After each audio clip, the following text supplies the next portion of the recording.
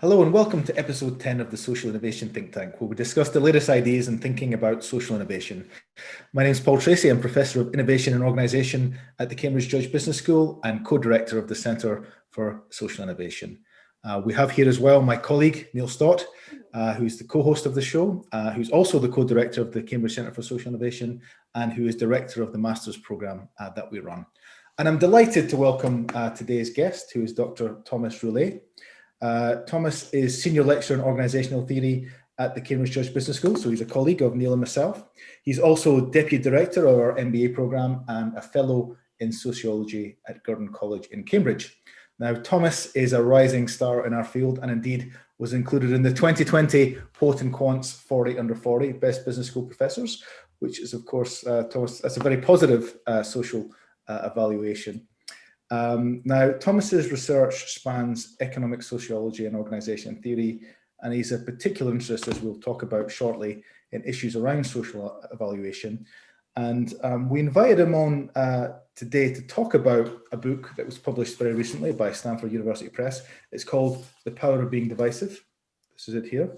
It's a very interesting read. And oh, there's another one. So you got two sales already, Thomas. There you go. Thank you so much. That might be my two only sales, but thanks to you, I'm very grateful. Neil, who's super tight, even Neil bought a copy, so there we go. I ship you a copy, no? It's a free copy. So now in this book, Thomas, you make this quite contentious claim that negative social evaluations can be good for people, positive ones can be bad, and we're going to explore some of these issues shortly. I mean, I would say it's a really interesting book. It's a very nicely written book, and I think it's a really great introduction to people who are new to social evaluation. So I think it's a really nice read. But before we get into the detail of all of that and start to sort of probe you on some of the arguments, it would be really interesting if you could please tell us a little bit about your career to date and how you came to write this particular book.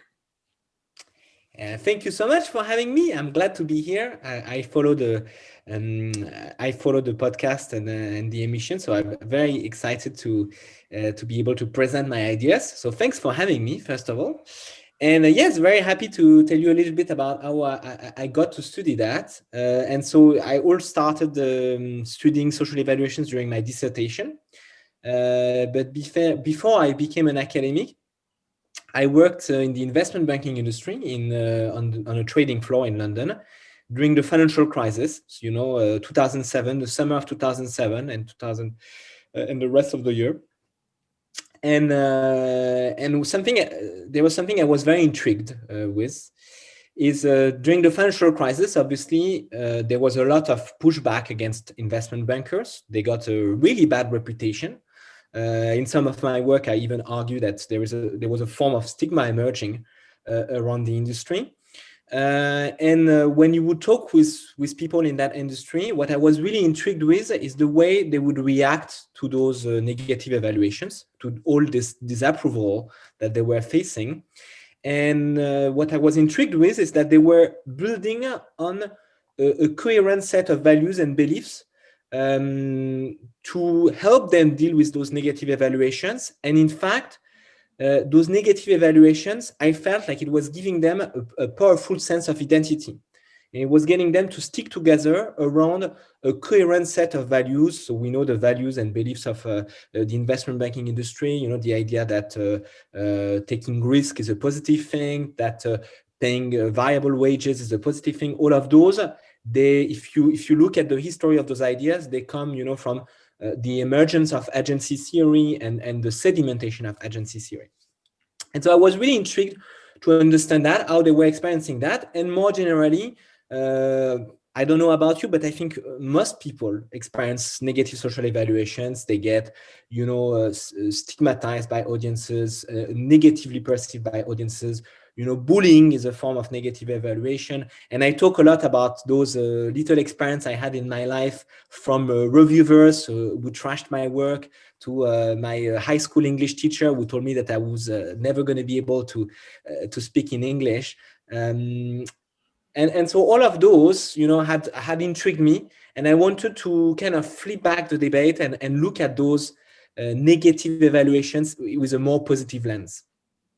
And I'm not the only one, obviously, to research that topic. You research that topic. You are one of the pioneers of that topic, Paul. There are many. I'm standing on the shoulder of giant here. So I'm talking about my research in this book, but more importantly, I'm talking about a huge body of research looking at those positive implications of negative evaluations. That's great. Thank you. Thank you very much. So tell us a little bit about more specifically what social evaluations are. What are they and why are they important? Why do we have a book on them? Yeah, good question. So it's been a huge field, and people in strategy, in economics, started looking at, for example, reputation or status as key social evaluation, and those have been studied for decades. So reputation is basically a pragmatic evaluation of how a person or an organization can render a service or a product. Status is really the pecking order and how people, compare to each other. And then there has been interest in this concept of legitimacy, which is really, social approval. Are we conforming to norms? Then we gain legitimacy. And people then started to look at illegitimacy. And they started wondering, there was this huge debate. Is illegitimacy negative legitimacy or the absence of legitimacy? And that's what started the whole debate and the whole field of negative evaluations.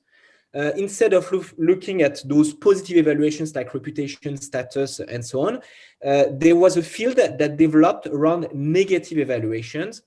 And one of the negative evaluations that had been studied for a very long while in psychology, in sociology, and in a variety of other social sciences was stigma. And so stigma is a negative social evaluations, and controversies, disapproval, illegitimacy are other forms of social evaluations. And Brian Hudson, in his foundational work in 2008, made the argument that positive and negative evaluations were on different continua, meaning that we could have both positive and negative evaluations at the same time. And that's also triggered additional interest in differentiating negative from positive evaluation. But if we had to summarize what is a social evaluation, is basically a judgment on an organization, an individual, or a practice. Right? It can happen at different levels. It's a judgment of a perception of this organization, this individual, or this practice. And it can be mediated by a lot of platform or mechanisms. It can be ratings on modern platforms. It can be media judgments. So there are tons of ways to evaluate people and to capture social evaluation. And in fact, we are experiencing social evaluation on a daily basis in our life. That's good. That's super clear overview of what they are, why they matter. Could you say a little bit more about the implications of them? In the book, one of the things that comes through really strongly is the connection between particularly negative social evaluations like stigma and identity. Is that part of the sort of core mechanism why social evaluation matter? What's your thinking why these things are so important? So maybe a first thing I should say is that negative evaluations in general, they have negative consequences, so only recent research has been trying to look at positive implications, but we know that a negative reputation for an organization, it deters the stakeholders, it deters the customers, you lose a lot of your contacts, a lot of your relationships. Same with stigma. We know that stigmatized individuals, they suffer from discrimination. They suffer from lower outcomes. And so we have some research that we conducted recently on the caste system, which is an institutional form of stigma. And we show that individuals from certain disapproved of caste, they struggle to leverage their social capital, and as a consequence, they suffer negative economic consequences.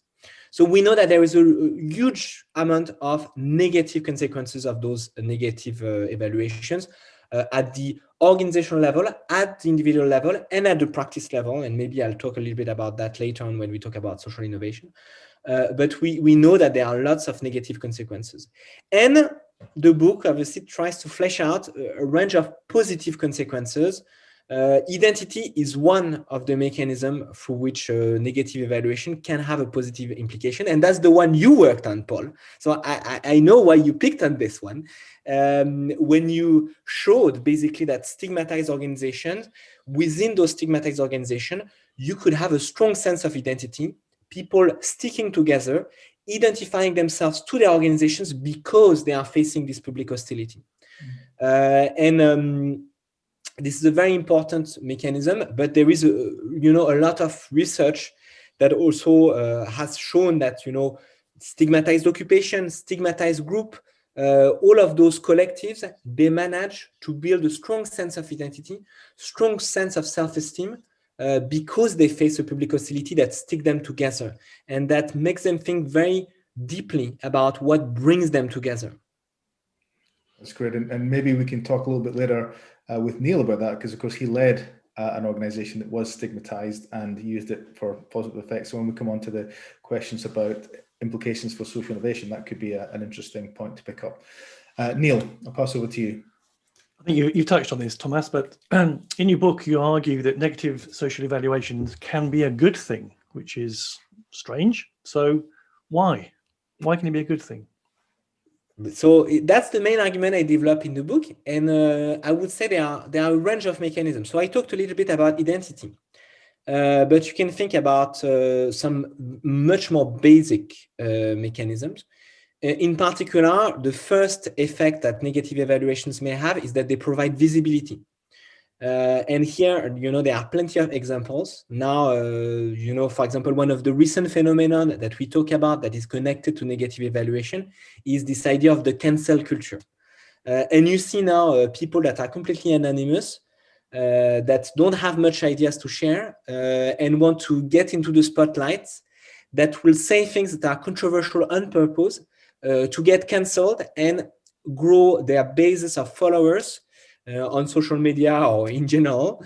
And you can see this exact mechanism, people taking controversial positions to get negatively evaluated, to attract visibility. And you have people who make their entire career by gaining visibility by taking controversial positions. So you have this one effect, and you have a related mechanism, which is a mechanism of polarization, and it connects this element of visibility with the element of identity that we talked about. In particular, divisive leadership, people will take very strong extreme stance, and it will give to their followers a sense of identity. They will associate themselves to those ideas, to this person, and they will build strong boundaries around their group identity, by taking extreme controversial position. And here it's really a link between first getting visible, then building a strong base of followers that will identify to your group of identity, to your set of ideas, and create boundaries, strong boundaries around the group identity. And there is one last mechanism which I have worked quite extensively on because it's related to my initial interest for bankers. And so this story of bankers, I investigated how bankers were perceived. And in particular, I tried to show in my PhD dissertation now quite a while ago, but the papers have been published more recently. I try to show that the negative evaluation that bankers were facing actually benefited them into getting IPO syndicates business, so getting big corporate customers to hire them to do their IPOs. And the mechanism here that I try to explain in the book and in my papers is that bankers, by engaging with critical practices like paying huge bonuses, taking huge risk, they got a lot of bad press during the financial crisis, but this bad press signaled to other audiences how close those bankers were from the core values of their field. And this was interpreted as a positive signal of the quality of the service that they could provide for those corporate customers. And as a consequence, they were more likely to get selected for IPO syndicates and to get IPO business. And the mechanism here is a mechanism of signaling, meaning sometimes the disapproval by one audience gives you approval from another audience, and there is this signaling effect, and that goes back to the idea that I talked about, that sometimes you can have both positive and negative social evaluation at the same time. Very negative evaluation by one audience, for example, the broad public or the media, that translates into a very positive evaluation by your some stakeholders that matter. For example, for banks, they are corporate clients, because the revenues, they are not coming from the media or from the broad public, they are coming from those big corporates hiring them for their IPOs. And you have that in many other examples. For example, another case I talk about in the book is, sometimes the enemy of your enemy is your friend. So if you think about how Uber got into the French market, the French public was, clashing with the taxi, and that really benefited Uber. And so that's really a network effect. Sometimes, a negative evaluation by one actor gives you positive outcome with another actor. So, both positive and negative are in the eyes of the beholder, are they not? Exactly. It depends on the audience, and some actors, they trigger negative evaluation from some audiences to get positive evaluation from other audiences. Well, I talk a lot about Trump in the book, but Trump is a typical example. He's going to flatter his base by attacking another part of his audiences in a very violent way. And that's what makes him distinctive for his base of followers. So what do you think are the implications, both positive and negative, of social evaluations for social innovation and social innovators? I'm glad you're asking this question, because that's one of my central topic of research at the moment. So let me give you a very concrete case based on my research with my colleague at University of Paris-Est, Olivier Cristofini. We have this huge project about zero waste practices. So zero waste management is basically, you are familiar with that. It's reducing your waste to zero, buying in bulk, stopping to produce plastic waste, basically. And we studied how this practice was enacted in different communities in France through gamification.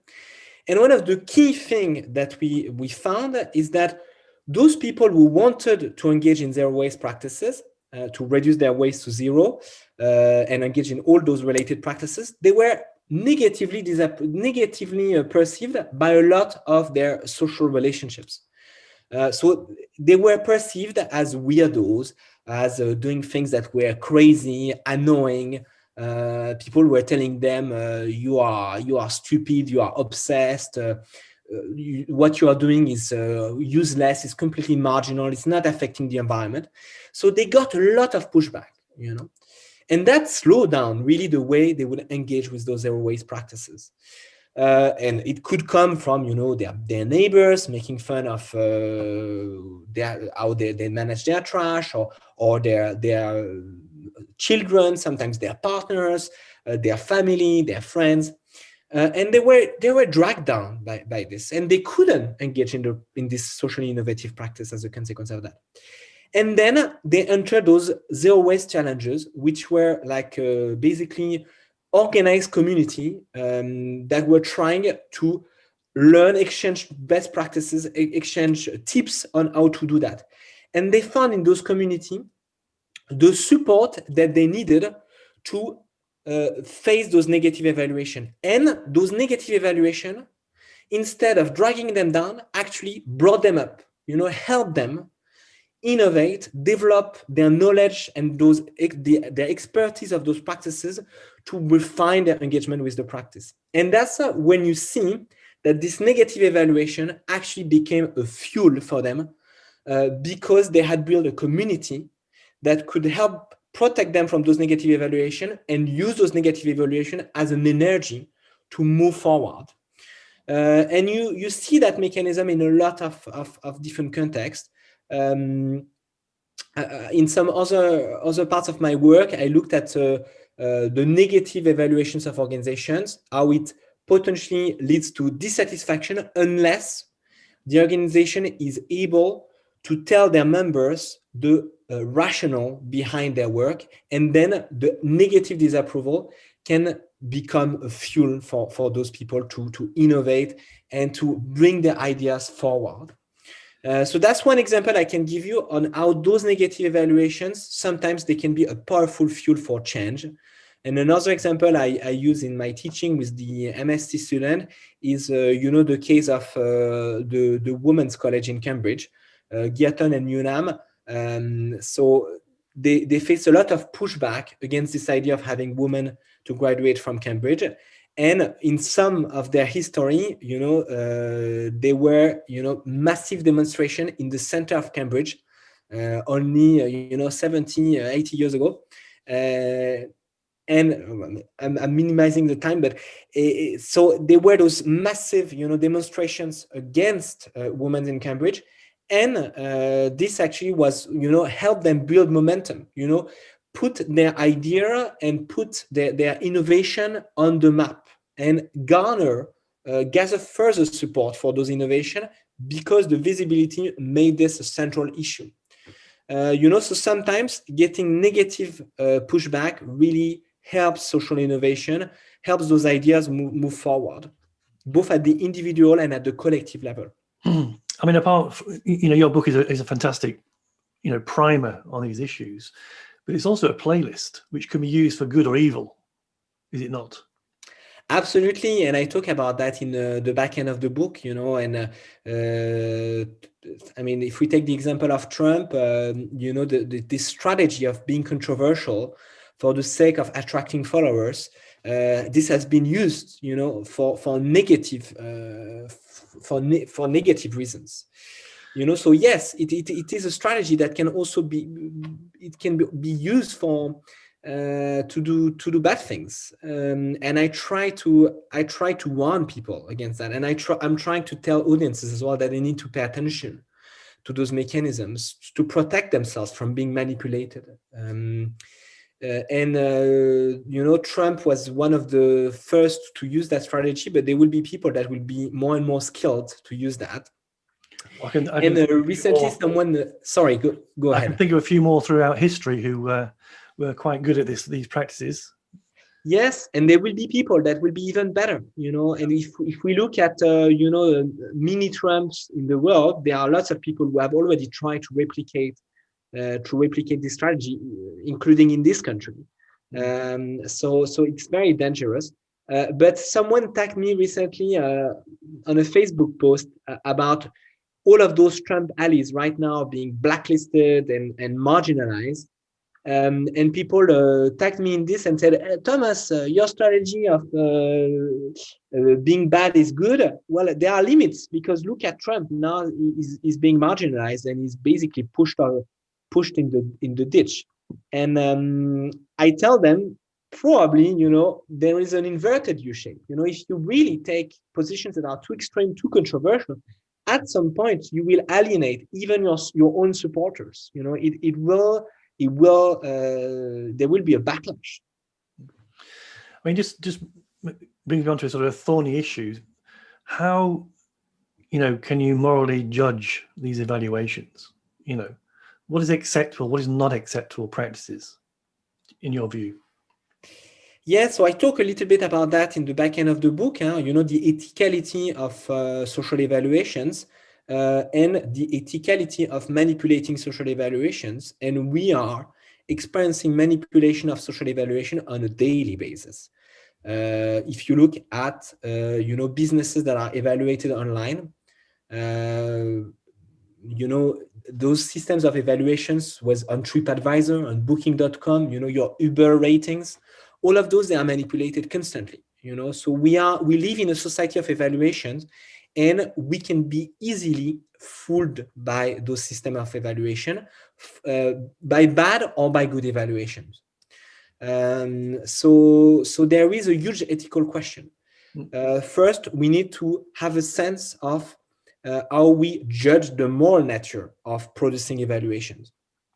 And so we need to be really careful to understand why are evaluations produced in the first instance, and what's the consequence of evaluation. And in the book, I talk about the origin of stigma. The word stigma, it comes from ancient Greek, and stigma was a societal process for ancient Greece, where they would exclude some people from the society so that we would not interact with those people. And the mechanism that leads us to leave a 1-star TripAdvisor rating for a restaurant that we hated is a very similar mechanism, very similar societal idea. Is we give a 1-star rating to tell other people avoid this actor, stay away from this actor. The reality is that it can lead to awful consequences, because sometimes people might be marginalized and stigmatized in a very unfair manner because of the biases of the evaluators. So there are terrible ethical consequences for people that are, judged unfairly, and a lot of this system evaluation leads to unfair judgment and to biases in judgment, because all of those ratings, all of these evaluations, we know that they are subject to a wide range of biases, especially when we evaluate others at the individual level. So there is a huge ethical question. I don't have the solution, I'm afraid, but my point is that we need to be very careful in how we evaluate, how we produce evaluation, and how we consume evaluation. And we need to always have this, ethical mindset in assessing those.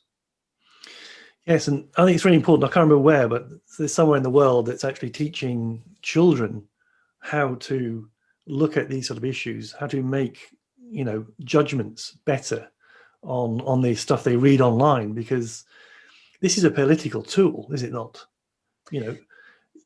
Absolutely. I mean, leaving Trump to one side, but you look at the incels, you look at the conspiracy theories, which you look at in your book. People are using these techniques to push agendas. I'll give you one example. I mean, the movie base, IMDb, when you read evaluations of films, you have to be really careful, because depending on where it was filmed, which country it was, or the topic, or if it's got actors who may be disabled or African American, you can see the evaluations going on in real time. It's dangerous stuff. Absolutely, and I'm glad you're bringing the example of fake news and education in the Finnish system, where they have set up that program for young kids to give them the critical tools to assess the information that they are exposed to. I have had a look at this, and it's very interesting, because it's not only about developing a critical mindset, it's also about reminding those kids about the values, the positive values associated with their Finnish identity, and the values of fairness, because all of those are lenses that you can also use to assess social evaluations. So it can, for example, help people not fall for mobs of negative evaluators. We're going to jump on the bandwagon of negatively evaluating someone, and it teaches those kids to kind of think about their own evaluations before producing those evaluations themselves. And I think that's quite crucial. It's about thinking about the consequences of our evaluation and the critical ways we evaluate them.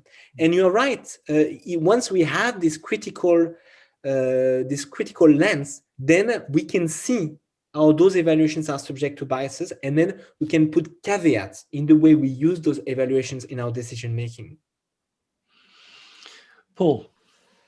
I guess you've been touching on this quite a bit, Tom, implicitly, but how has the landscape around social evaluation, particularly with regard to organizations, changed in a world of social media? Because this, of course, is a relatively recent phenomenon.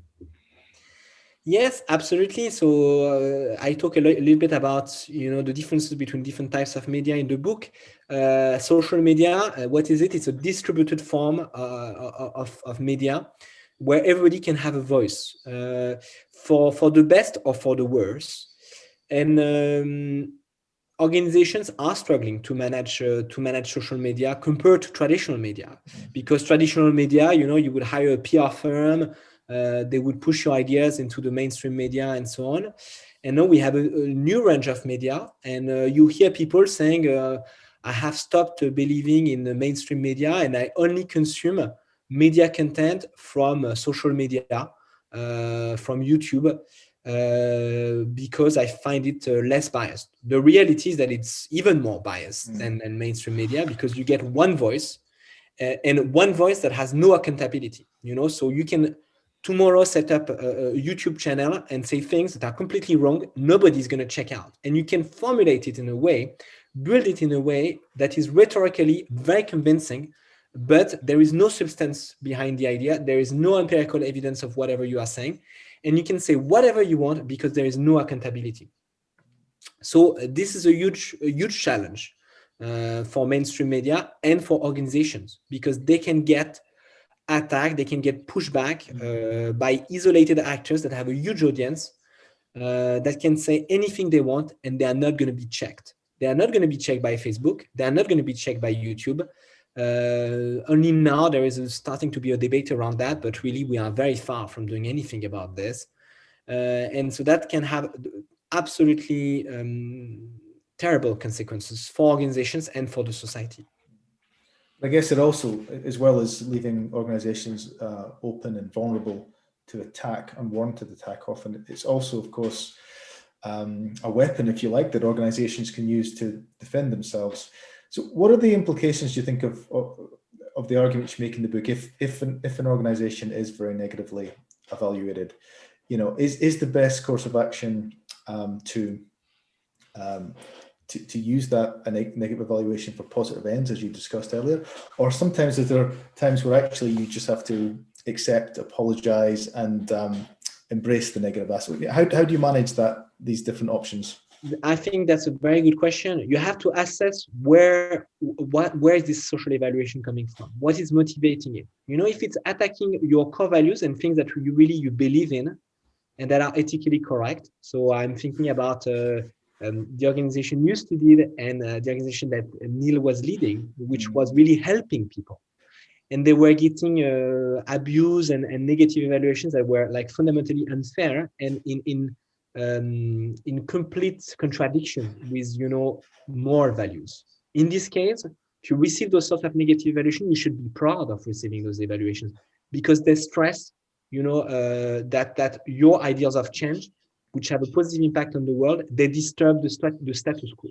And in this case, I think organizations need to capitalize on those to reinforce their identity and show what they really believe in. I mean, you can take, for example, I talk a little bit about the example of Monsanto.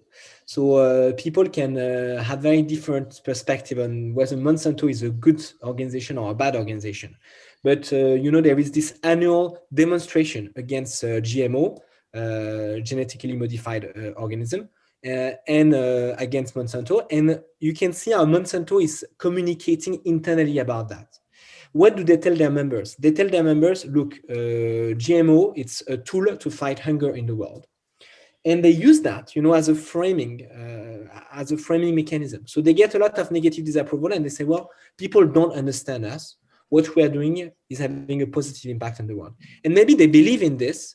And it's about whether their members, the organizational members, will actually buy that. It's about those individuals to exercise their critical mindset, to assess, this response that the organization is giving.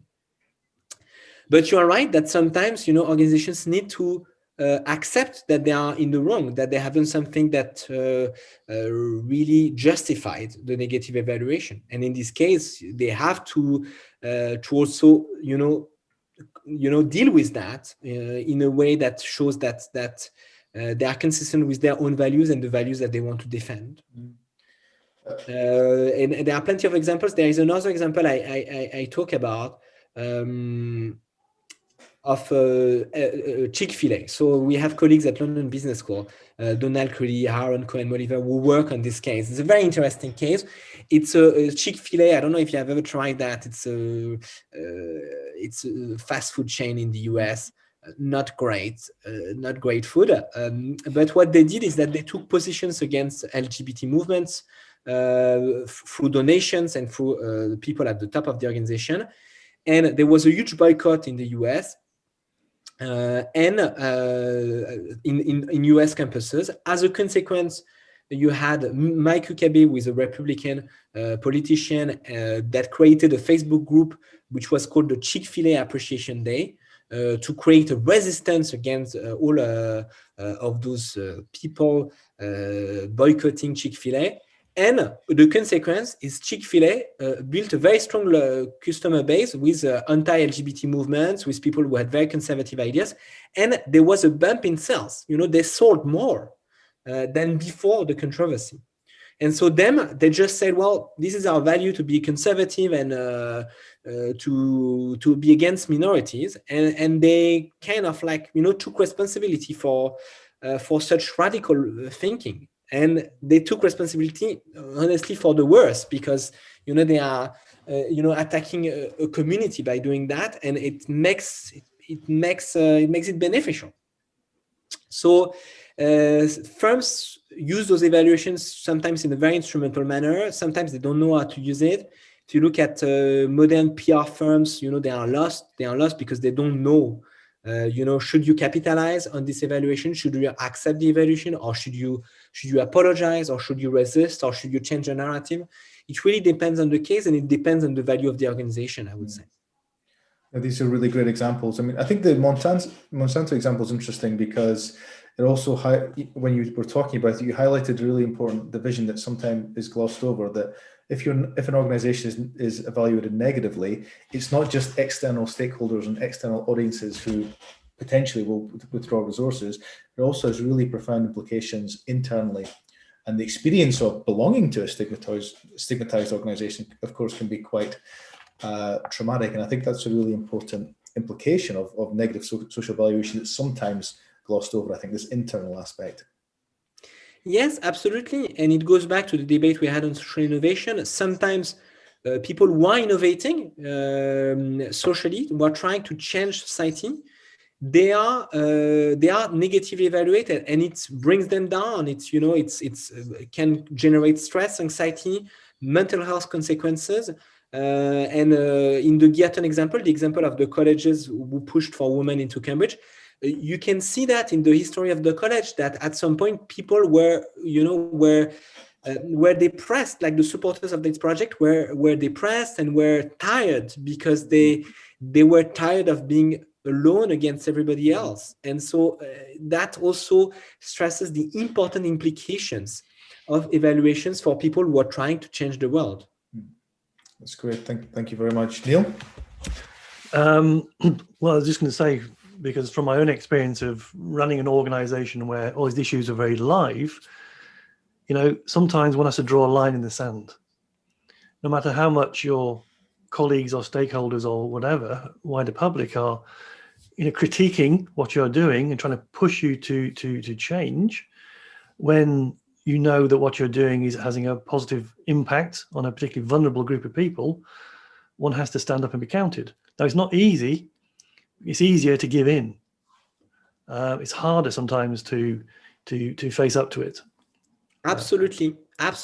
And the mechanism you're talking about is something that has been documented in the literature on dirty work, on professions that are usually marginalized or disapproved of, from janitors to proctologists to funeral directors and other exotic dancers. I'm not talking about your past as an exotic dancer, Neil. Or a proctologist. Or a proctologist. But you see that those professions, they remind themselves why they are serving their clients. What's their societal roles? Funeral directors is a well-studied profession. And in the way they train new people, onboard new people joining this, they explain, this is our purpose. This is why we are doing this. people think that we're doing something horrible, but we are doing something useful for society, and we should stick to that. And that helps those people continue to act for the benefits of society. But as you said, it can also act for people that I may have issues with, which are bankers who are getting better jobs and more pay because they're using the same techniques. This is the problem. They do. You're absolutely right. It can serve professions on both ends of the spectrum. Yeah. And the bankers, in the case of the bankers, the main point I make in my work is that those benefits that they got from negative evaluations, it helped them not change. It helped them resist regulation. It helped them preserve practices that were heavily disapproved, such as bonuses or risk-taking or lobbying. Those activities, they could keep going because they had built a strong, coherent system to answer the criticism about those practices. So we need, in this case, to be very aware of those responses, and we need to address the underlying values and beliefs that are protecting those practices and those communities. Yeah, and checking the accountabilities, as you said. Absolutely. Yeah. Absolutely. Looking at keeping those groups into check. Well, thank you, Thomas. That was fascinating. Thank you for joining us today, Paul. Thanks for having me. Yeah, I thought that was absolutely fantastic. Really interesting to learn about social evaluation, both negative and positive, in the way that they can have perhaps counterintuitive effects. So thank you very much indeed for sharing those thoughts with us. It was really, really interesting conversation. Thanks for having me. And you are pioneers in that field as well, so I'm only really building on your work, guys. So it's great to be working with you. Thanks, Thomas.